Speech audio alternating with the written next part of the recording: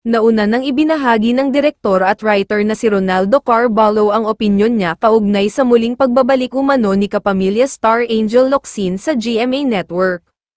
Sa Facebook post nito, sinabi ni Ronaldo na tila mahihirapan na nga raw itong si Angel na magkaroon pa ng pwesto sa GMA. Sa kasalukuyan, wala pang inilalabas na pahayag ang kampo ni Angel para kumpirmahin o pabulaanan ang naturang chika.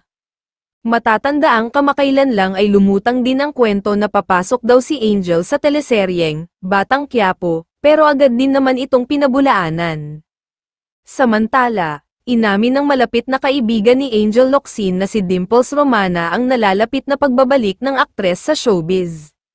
Si Angel na nga kaya ang tinutukoy na sa tweet ni Sir Eric John Salud, na siyang publicity head ng Dreamscape Entertainment. May ipinahiwati kasi na magandang balita sa atin na isang big star ang magiging kapamilya sa mga susunod na araw.